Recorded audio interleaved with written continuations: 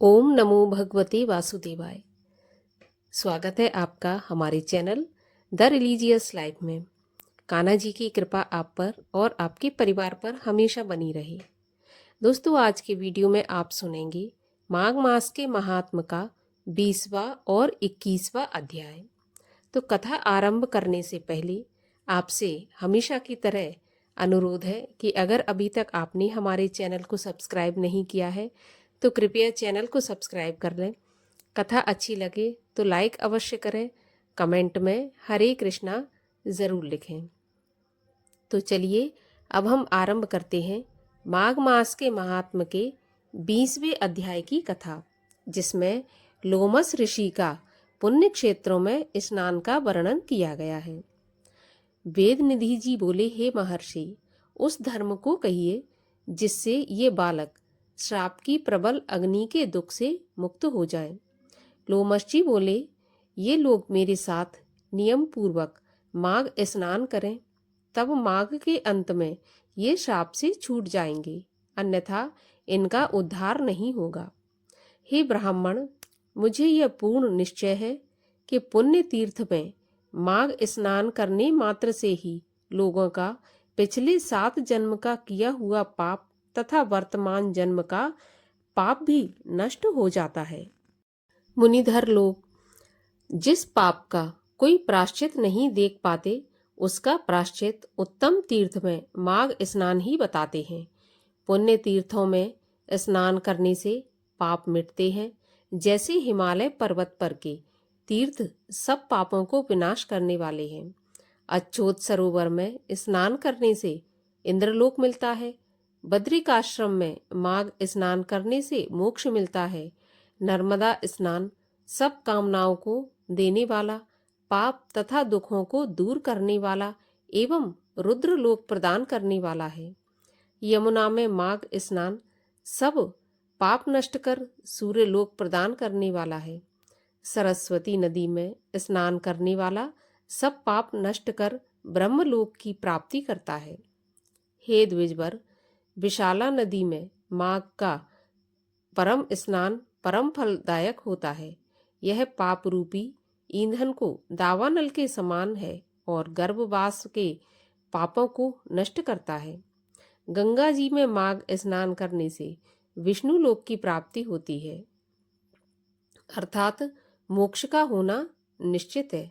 सरयू, गंडकी, सिंधु, चंद्रभागा, कौशिकी, ताप्ती, गोदावरी, भीमा, पयोष्णी, कृष्णावेणी, कावेरी, तुंगभद्रा आदि एवं समुद्र में गिरने वाली अन्य नदियों में माघ महीने में स्नान करने से लोग निष्पाप होकर स्वर्ग में जाते हैं।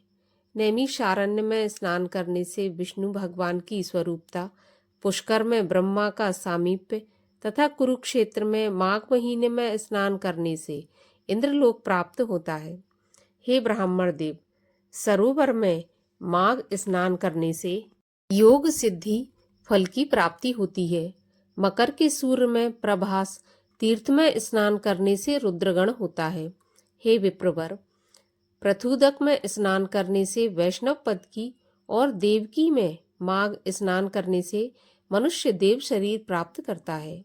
हे ब्राह्मण, गोमती में माघ स्नान करने से पुनर्जन्म नहीं होता। हेमकूट, महाकाल, ओमकारेश्वर, अमरकंटक, नीलकंठ और अर्बुद में स्नान करने से रुद्रलोक के ऐश्वर्यों को प्राप्त होता है। हे ब्राह्मण, मकर की संक्रांति के सूर्य में मनुष्य चाहे जिस नदी में स्नान करे, उसकी सब इच्छा पूर्ण होती है। हे द्विजवर, प्रयाग में माघ स्नान बड़े भाग्य से प्राप्त होता है, जहाँ पर स्नान करके लोग गर्भ के कष्टों की वेदना नहीं भोगते, अर्थात विष्णु के पास रहते हैं। राजसूय और अश्वमेध यज्ञ के फल से भी बढ़कर माघ स्नान का फल होता है। अतएव संपूर्ण पापों को सहज में नष्ट करने वाला उस प्रयाग स्नान को क्यों न किया जाए। लोमस जी बोले, चिरकाल में अवंती देश के वीरसेन राजा ने नर्मदा के किनारे जाकर राजसूय यज्ञ किया। उसने 16 अश्वमेध यज्ञ किए, जिनके मार्ग भी स्वर्ण से सुशोभित थे। स्वर्ण के आभूषणों और स्वर्ण के खंभों से निर्मित यज्ञशाला सुशोभित थी। उस दानी और देवभक्त राजा ने ब्राह्मणों को पर्वत के समान अन्न की ढेरियां दान में दी। वह स्वर्ण और गऊ का दान करता रहता था। भद्रक नाम का एक ब्राह्मण था जो मूर्ख व कुलहीन था। वह दुराचारी खेती करता था। उसने अन्य सब धर्म त्याग दिए थे। खेती से उद्विग्न हो जाने के कारण वह भाई बंधुओं से त्यागा हुआ जीविका से दुखी हो भूखा प्यासा इधर उधर घूमता हुआ चल दिया और ज्योतिषियों के साथ प्रयाग में जाकर मकर संक्रांति में माघ महीने में 3 दिन स्नान किया। वह स्नान के प्रभाव से निष्पाप हो श्रेष्ठ विप्र हो गया और लौटकर वहीं वापस आ गया जहां से वह गया था।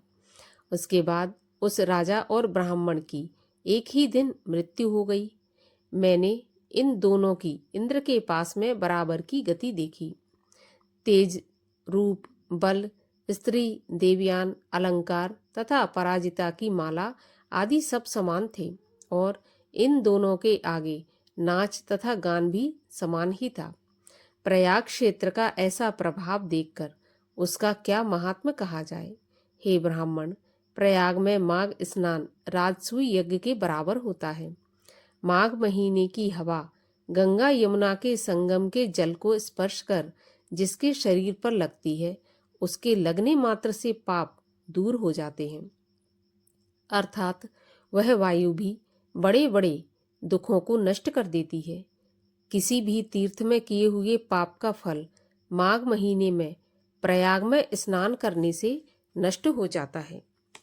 लोमश जी बोले, हे विप्र, यहाँ मैं तुमसे पिशाच मोचन नाम का एक पुराना इतिहास कहता हूँ।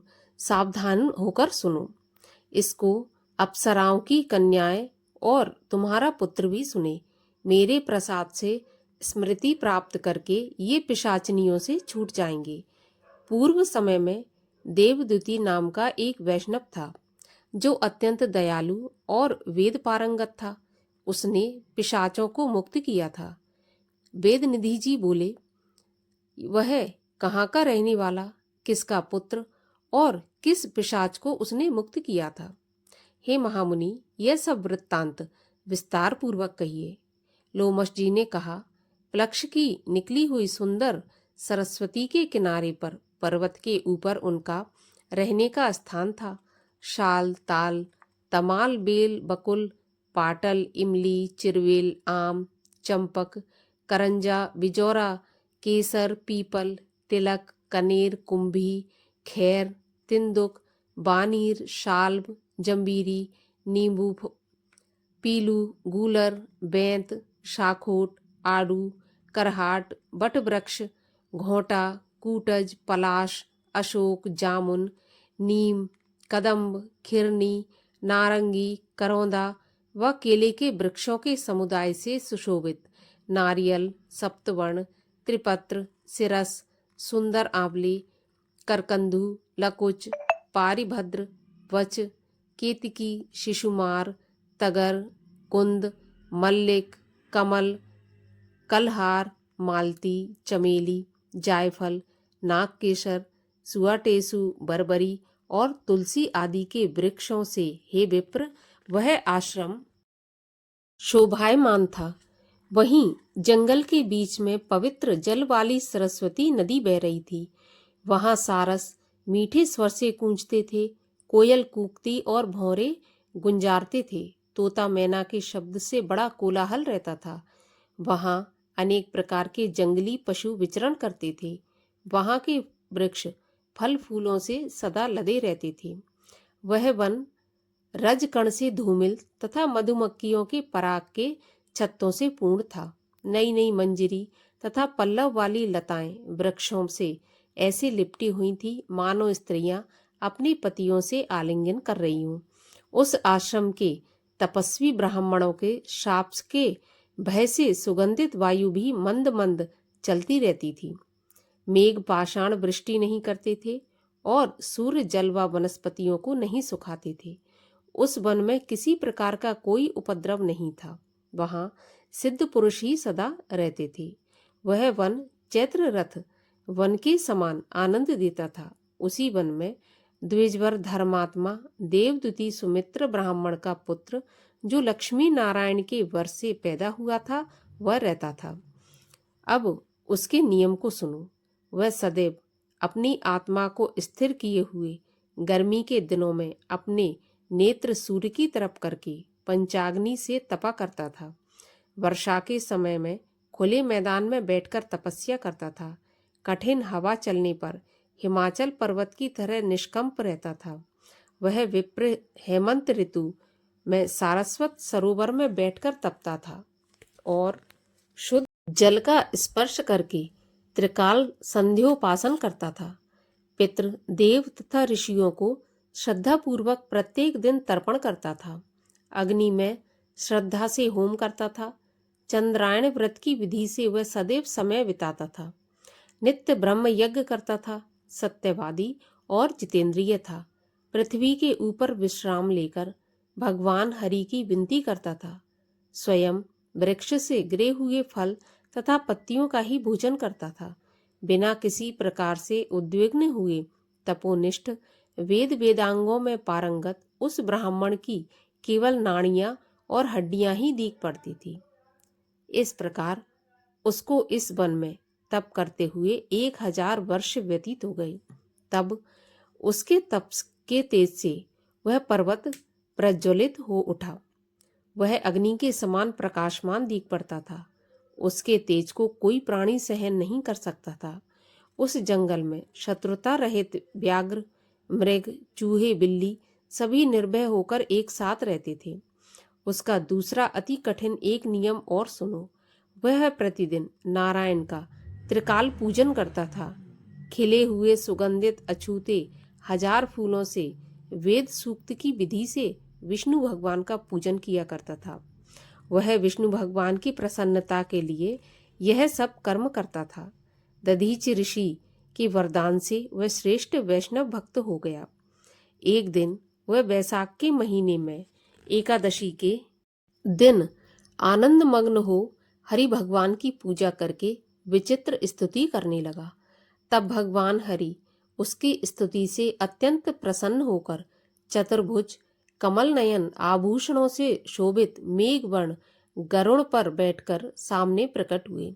उनको प्रत्यक्ष अपने सामने देख उस ब्राह्मण का शरीर रोमांचित हो गया और प्रसन्नता के आंसू आंखों में भर गए। उसने अत्यंत कृतकृत्य हो पृथ्वी पर गिर उनके चरणों में प्रणाम किया और अत्यंत प्रसन्नता के कारण शरीर की सुध बुध भूल गया। तब भगवान हरि ने प्रेम पूर्वक उस वैष्णव मुनि से कहा, हे देवदूती, मैं जानता हूँ कि तुम मेरे भक्त हो तथा मेरे ही आश्रित हो। तुमने सब कर्मों को छोड़ दिया है।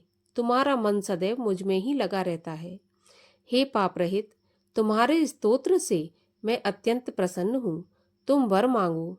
लोमश जी ने कहा। इस तरह भगवान हरि के शब्दों को सुनकर उस तपस्वी ने प्रसन्नता के मारे अपनी लड़खड़ाती हुई वाणी से कहा, हे देवों के देव, हे कमल नयन, अपनी माया से ही शरीर धारण करने वाले हे देव, आपका दर्शन जो देवताओं को भी दुर्लभ है, उसे पाकर आज मैं सनाथ हो गया। अब मुझको और कुछ नहीं चाहिए। ब्रह्मादिक सब देवता, सनकादिक ऋषि तथा कपिलादिक सिद्ध लोग आपका दर्शन पाने को सदैव लालायित रहते हैं। ममता रूपी मैं और हमारा अर्थात अहंकार रूपी शुभ और अशुभ बंधन जो मोह के मूल हैं, वह भी आपके दुष्कर दर्शन मात्र से समूल नष्ट हो जाते हैं। मेरे जन्म, कर्म और बुद्धि आदि का फल सब कुछ मुझे प्राप्त हो गया, जो मुझको आपका दुर्लभ दर्शन हुआ। हे जगत के स्वामी, इससे बढ़कर और क्या हो सकता है। हे देवेश, आपके चरण कमल मेरे हृदय में विराजमान रहें। मैं सदैव अंतर आत्मा से भक्तिपूर्वक आपका चिंतन करता रहूं। आप में मेरी भक्ति सदैव अचल रहे। हे कमलनाथ, मैं केवल यही वर मांगता हूँ, अन्य दूसरा नहीं मांगता। ऐसे उसके प्रिय वचन सुनकर श्री हरि भगवान ने प्रसन्नतापूर्वक उससे कहा, हे द्विजवर, ऐसा ही हो। तुम्हारे किसी तप में कोई बाधा नहीं होगी।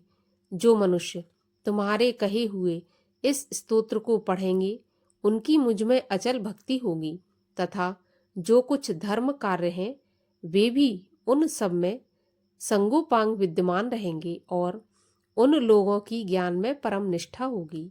यह कहकर भगवान अंतर्ध्यान हो गए। इस प्रकार माघ मास के महात्म का 21वां अध्याय समाप्त होता है।